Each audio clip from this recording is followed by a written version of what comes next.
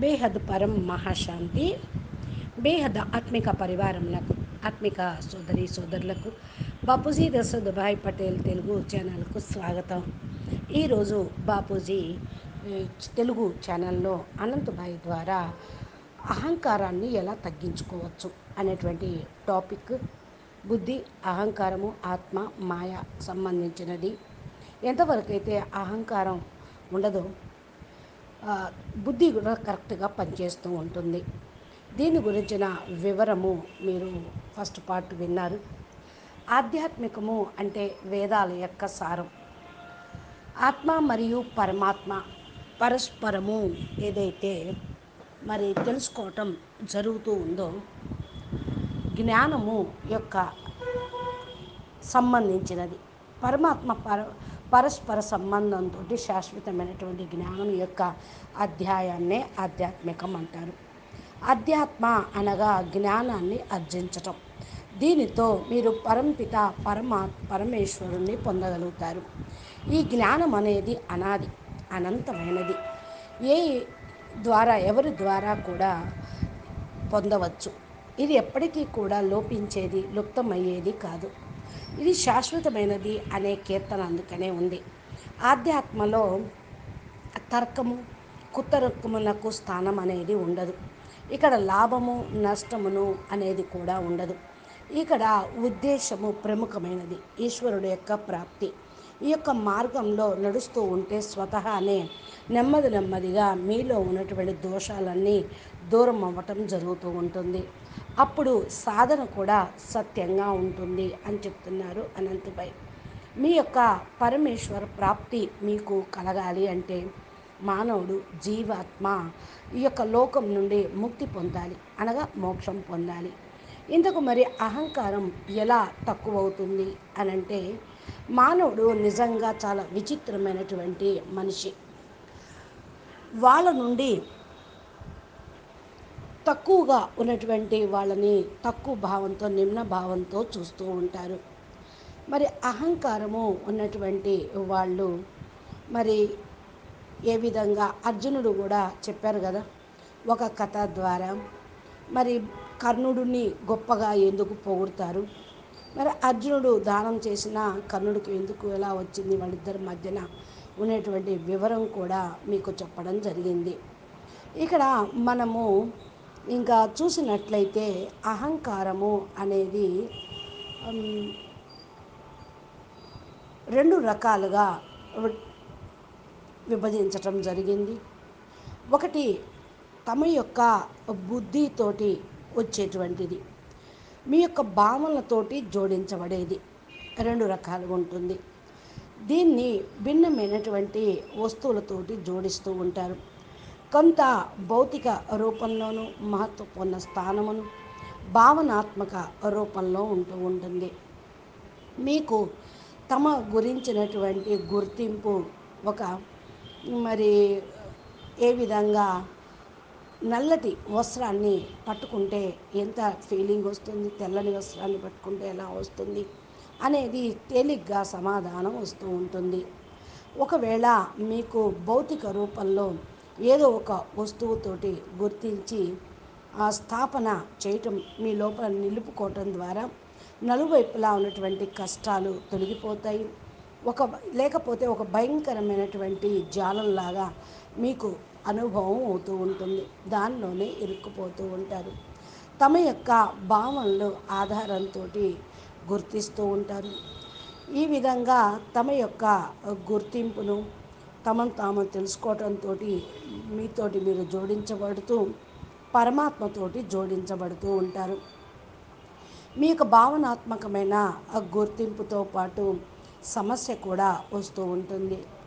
మీరు చనిపోయిన తర్వాత మనసు కూడా ఉంటుంది. దానిలో సదా మీరు రికార్డింగ్లన్నీ కూడా ఉండిపోతూ ఉంటాయి. ప్రపంచం అప్పుడు ప్రపంచంలో మీకు ఏమీ మిగలదు.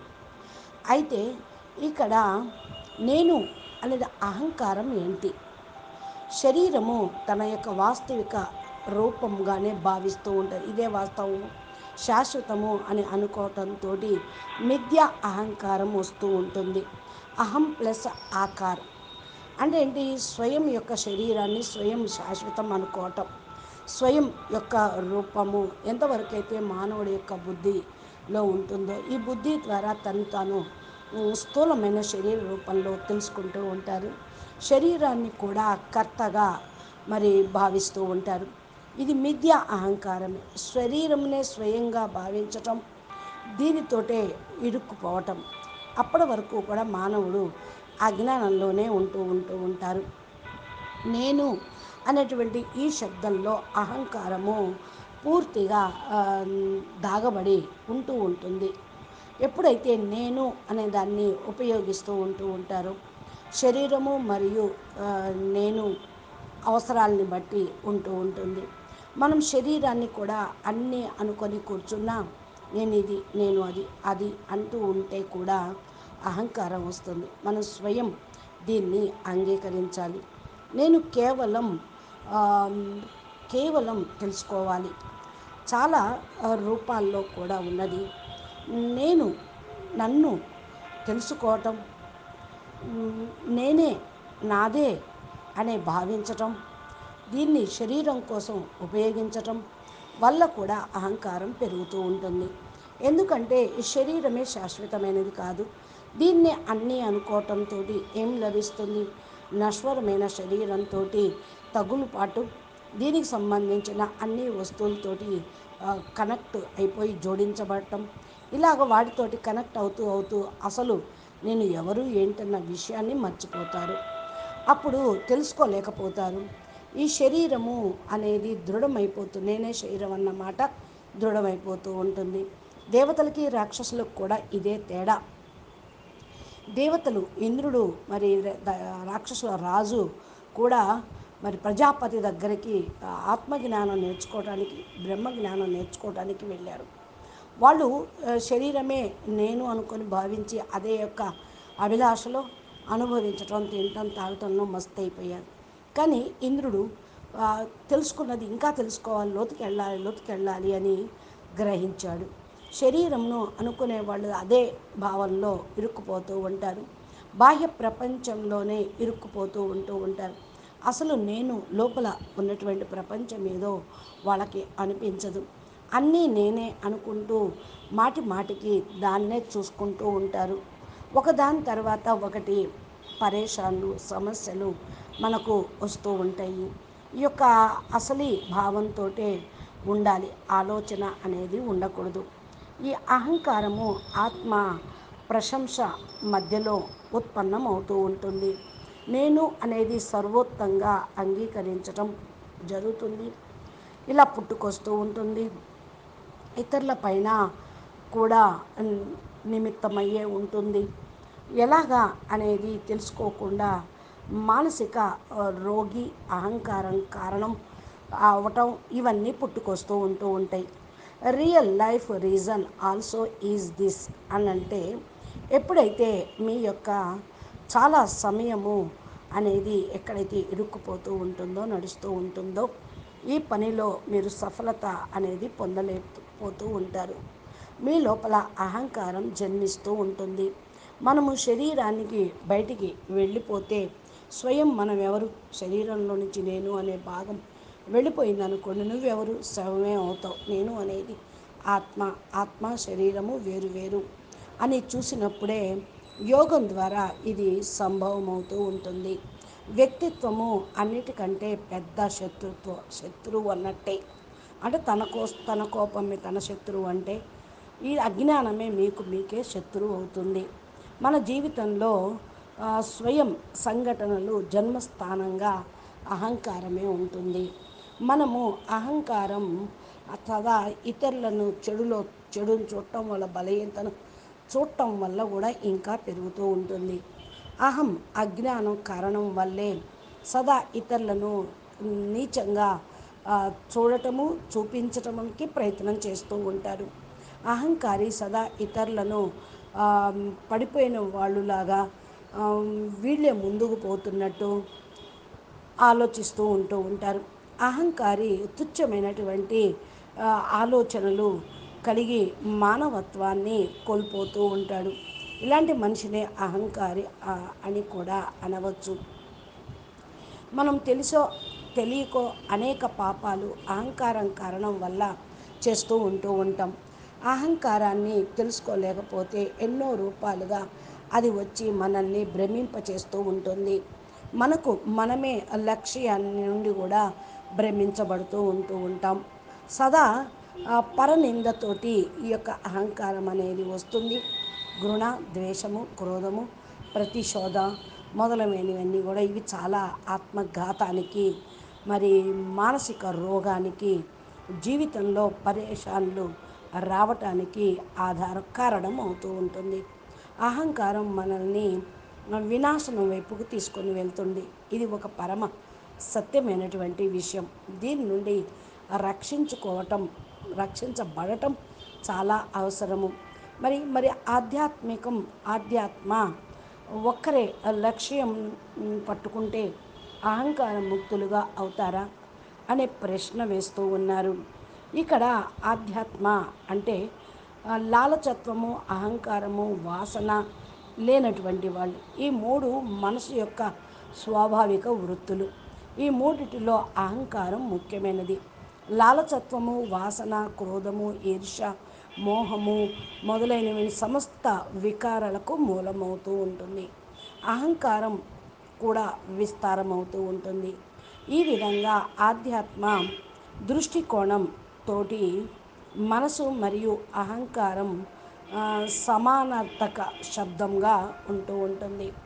ఒక సాధారణమైనటువంటి మనిషి ఈ విధంగా ఆధ్యాత్మిక దృష్టికోణంతో మనసు మరియు అహంకారము సమానార్థక శబ్దము అని గ్రహించినప్పుడు సాధారణ మానవుడు నేనెవరు అనేటువంటి జిజ్ఞాస మొలకెత్తినప్పుడు వారికి తమ మనసులోని వృత్తులను, స్మృతులను కూడా దాటుకొని, హద్దులను దాటుకొని స్వయమును గుర్తించగలుగుతూ ఉంటారు. ఏ విధంగా చైతన్యం యొక్క స్తరం ఎంతెంతగా అప్పుడు పెరుగుతూ ఉంటుందో అలా మనసు కూడా అతిక్రమణ అనేది కూడా జరుగుతూ ఉంటుంది. ఆధ్యాత్మిక జాగృతి సమస్త సాధనాల యొక్క ఉద్దేశం కూడా ఇదే. ఇంకా రెండో మాటలో చెప్పాలి అంటే ఆధ్యాత్మిక జాగృతి ఏకమాత్రమైనటువంటి లక్ష్యం తమ మూల స్వరూపాన్ని, చైతన్యమును మనసు నుండి తెలుసుకోవటం, మనసుతోటి లింకప్ అవ్వటం. కానీ ఆధ్యాత్మిక జాగృతి మనుష్యాత్మ యొక్క అసాధారణ దుర్లభ గుణము. సామాన్యత అనేక జన్మల్లో నుండి వికసితమవుతూ ఉంటే అనేక జన్మల యొక్క యాత్ర చేస్తూ చైతన్యము ఉన్నతమైన స్థలంలోకి చేరుకోవటం ద్వారా కూడా ఇది ప్రాప్తిస్తూ ఉంటుంది. ఎప్పుడైతే ఆధ్యాత్మిక జ్ఞానమును మనం పొందగలుగుతూ ఉంటామో మన వెంట తీసుకునేది ఏంటి? సంపాదించిందంతా మనం చనిపోయాక కూడా మనతో తీసుకెళ్ళవచ్చా అనే ఆలోచన అన్నప్పుడు నాకెంతుంది, నేను అంతా అనే అహంకారం కూడా తొలగిపోతుంది. మనం సంపాదించిన సంపాదన మొత్తం మనతో పాటు ఎలా తీసుకెళ్లాలో చూడండి, ఒక చక్కని కథ ద్వారా తెలుసుకుందాము. ఒక వ్యాపారవేత్త ఎలాగైనా ధనం సంపాదించాలని చాలా కష్టపడి సుమారు 1000 కోట్ల రూపాయలు సంపాదించాడు. ఒకరోజు ఆ వ్యాపారవేత్తకు తాను ఎంతో కష్టపడి చెమటోడ్చి సంపాదించిన ధనం తాను చనిపోయినా సరే ఎవరికి ఒక్క పైసా కూడా ఇవ్వకూడదని బాగా ఆలోచించి పేపర్లో ఒక ప్రకటన ఇచ్చాడు. ఏమిటంటే, ఎవరైతే నేను చనిపోయిన తర్వాత నా డబ్బు నాతో తీసుకుని వెళ్ళే సులువైన సలహా ఇస్తారో వారికి 10 కోట్లు ఇస్తానన్నాడు. నెల గడిచినా ఎవ్వరూ రాలేదు. అప్పుడు మళ్ళీ 100 కోట్లు ఇస్తానని ఒకరు కూడా రాలేదు అన్నాడు. అయినా ఒక్కరు కూడా రాలేదు. దాంతో చాలా బెంగతోటి సగం చిక్కి అయిపోయి ఉండగా ఒకరోజు ఒక జ్ఞాని వచ్చి, నేను మీ డబ్బునంతా మీకు చనిపోయిన తర్వాత కూడా మీకు ఉపయోగపడే సులువైన సలహా చెప్తాను అని అన్నాడు. అప్పుడు ఆ వ్యాపారవేత్తకు ఎలా అని ప్రశ్నించాడు. దానికి ఆ జ్ఞాని ఆ వ్యాపారవేత్తతో, మీరు అమెరికా, ఇంగ్లాండ్, జపాన్ వెళ్ళారా అని అడిగాడు. దానికి ఆ యొక్క బిజినెస్ మ్యాన్ వెళ్ళాను అని చెప్పగా, అమెరికాలో మీరు మీ రూపాయిని ఎలా ఖర్చు చేశారు అని జ్ఞాని అడిగాడు. ఆ వ్యాపారవేత్త మన భారతదేశంలో నోట్లు అమెరికాలో చెల్లవు కదా, నా రూపాయలను డాలర్లాగా మార్చి తీసుకొని వెళ్ళాను. అదే ఇంగ్లాండ్ అయితే పౌండ్ లాగా, జపాన్ అయితే యెన్స్ లాగా, ఇలా ఏ దేశం వెళ్తే ఆ దేశం కరెన్సీ కింద నా రూపాయలను మార్చి తీసుకొని వెళ్తాను అని అన్నాడు. అప్పుడు జ్ఞాని ఇలా అన్నాడు, ఓ కోటీశ్వరుడా, అలాగే నీవు చనిపోయిన తర్వాత కూడా నీ డబ్బు నీతో రావాలంటే నువ్వు వెళ్ళాలని నిర్ణయించుకున్న దేశంలాగా నువ్వు ఒకవేళ నువ్వు నరకానికి వెళ్ళాలి అనుకుంటే ఆ డబ్బును పాపపులోకి మార్చు. దుర్వినియోగం చేయటం, చెడు వ్యసనాలు, పాపపు పనులను మార్చు. లేదా ఒకవైపు నువ్వు దేవలోకానికి వెళ్ళాలి అంటే నీ డబ్బును దాన ధర్మాలు చేసి పుణ్యంగా మార్చుకో అని చెప్పగానే ఆ ధనవంతుడికి జ్ఞానోదయం కలిగి ఆ జ్ఞానికి 100 కోట్లు తీసుకోమన్నాడు. దానికి జ్ఞాని, నేను కష్టపడి పని చేయకుండా ఒక్క పైసా కూడా తీసుకోను అని సున్నితంగా తిరస్కరించాడు. అప్పుడు జ్ఞానోదయమైన ధనవంతుడు తన ఆస్తికి తన జ్ఞానిని నిర్వాహకుడిగా నియమించి తగినంత జీతం తీసుకోమని చెప్పి తన సంపద అంతా సన్మార్గంలోకి పుణ్య మార్గంలోకి జ్ఞాని సలహాలతోటి ఖర్చు చేయగా పాత కర్మలు పరివర్తనలో నశించి మంచి కర్మల పుణ్య గతులకు వెళ్తాడు. ఇదండి మానవుని సంపాదన, మానవునితో వచ్చే విధానం, మానవునితో వచ్చే డబ్బులు విధానం. మనం కష్టపడి సంపాదించింది మంచి ధర్మ మార్గంలో ఖర్చు చేసి పుణ్యంగా మార్చి మనతో తీసుకొని వెళ్దామా? అది ఆలోచించుకోండి. మరి ఇది అందరికీ చెప్తే ఎంతో పరివర్తన అనేది ప్రతి ఒక్కరిలో తీసుకొని రాగలుగుతాం. ఎందుకంటే చెట్టు మీద అన్ని కాయలు పళ్ళవుతాయా? కావు. గుత్తులు గుత్తులుగా పూలు పూస్తాయి. అవన్నీ కాయలై పళ్ళైతే ఎంత పంట? అలా పండదు, అలా జరగదు. మతి ఎంతో గతి అంతే అన్నట్టు మనదైనది మనకు వస్తుంది, మనది కానిది మనకు రాదు. ఇలాంటి కర్మ సిద్ధాంతం మన నరాల్లో జీర్ణించుకుపోయి ఉంది. దీన్ని కొంతమంది ఒప్పుకోరు. దైవ ఆశీర్వాదం అందరికీ సమానమే. ఏ జీవికైనా సరే అందులో తేడాలు ఉండవు. కొందరికి ఆశీర్వాదం వెంటనే ఫలిస్తుంది, కొందరికి ఫలించదు. కారణం దైవంలో లేదు, మనలోనే ఉంది. పాకం శుద్ధిగానే ఉంది, భాండం శుద్ధిగా లేదు. ఇచ్చేవాడు ఆలోచించకుండా ఇస్తున్నాడు, పుచ్చుకునేవాడు ఎన్నో ఆలోచనలు. ఇవే ఆశీర్వాదాలను అడ్డగిస్తూ ఉన్నాయి. కాబట్టి మనము అర్హత, యోగ్యత మనల్ని ఈ భూమి మీద ఉంచాయి. ఇక్కడ ఎవరి పని వారికి ఉంది. ఖాళీగా ఎవరు ఉండే ఏర్పాట్లు లేదు. ఎవరి వంతు పాత్రను వాడు చక్కగా పోషించాలి. ఒక పెద్ద యంత్రంలో అతి చిన్న మరకకు సైతం ప్రాధాన్యత ఉంటుంది. ప్రపంచం చేస్తుంది, మన పని మనం చెయ్యాలి. అది అలా ఉండకూడదు, ఇది ఇలా ఉండాలి అనే గీతలు గీసి వేలు పెట్టకూడదు. అనవసరంగా నెత్తి మీద తెచ్చుకోకూడదు. మన పనిలో మనం లీనమైతే మన యోగ్యత, మన అర్హతను వెలుగులోకి తెస్తుంది. దైవ ఆశీర్వాదం పనిచేయటం ప్రారంభిస్తుంది. ఊహించని శుభాలు జరుగుతాయి. అర్థం కాని అదృష్టం మన వెంట పడుతుంది. ఇది ఆశీర్వాద ఫలం. కనిపించకుండా పనిచేసే గొప్ప భావమే ఆశీర్వాదం. అందుకని శ్రీకృష్ణుడు ఆశీర్వాదం వల్ల పాండవులకు విజయలక్ష్మి వరించింది. శ్రీరాముడు ఆశీర్వాదం వల్ల హనుమంతుడు లంకను చేరుకొని సీతమ్మ జాడ తెలుసుకోగలిగాడు. ఈ ఆశీర్వాదం అందరికీ ఒకేలా ఫలితాలను ఇవ్వదని కొందరు భావన. సారవంతమైన భూమిలో నాటిన విత్తు తప్పక మొలుస్తుంది, సందేహం లేదు. ఆశీర్వాద బలం మనల్ని ఫలాలని ఇస్తుంది. మనకి మట్టి సారవంతమైతే మైనది కాకపోయినా మట్టికి బలాన్ని, మంచి విత్తనాల్ని రెండు అదే ఇస్తుంది. అదే మహానుభావుల యొక్క ఆశీర్వాదం. బాపూజీ మనకు ఆశీర్వాదము, పవరు, బలము ఇస్తున్నారు. మన యోగ్యత, అర్హత ఆయనకి తెలుసు. మన ఎందుకు ఎంచుకున్నారు, మన ఎందుకు క్రియేషన్ చేశారు, ఎందుకు భూమి మీద పంపించారో ఆయనకి తెలుసు. అదే మనకు చెప్తున్నారు. అది తెలుసుకొని మనం కూడా పురుషార్థం చేయాలి. మనం చేయాల్సిన డ్యూటీ మనం చేయాలి. ఈ డ్రామాలో ఎవరి పాత్ర వాళ్ళు ప్లే చేస్తూ ఉన్నారు. ఒక పని మనం చేపట్టినప్పుడు చాలా శక్తులు అవసరమవుతాయి. విజయం సాధించడానికి కనిపించేవి కొన్ని, కనపడనివి కొన్ని. వాటిలో మన పని ముందుకు సాగనివ్వకుండా అడ్డుపడేవి కూడా వేరేవి ఉంటాయి. వీటిని తొలగించేదే ఆశీర్వాద బలం. మంచి మనుషులు మనకు మంచి జరగాలని, విజయం సాధించాలని కోరుకుంటారు. ఆప్తులు మనకు సహాయం చేస్తారు, దేవతలు ఆశీర్వదిస్తారు. పనికి ముందు మనం ఆశీర్వాదం సంపాదించుకోవాలి, అప్పుడు పట్టిందల్లా బంగారం అవుతుంది. అయితే ఆశీర్వాదం ఎలా దొరుకుతుంది, ఏం చెయ్యాలి అంటే మంచి పనులు పరం చేసేవారికి శాంతి.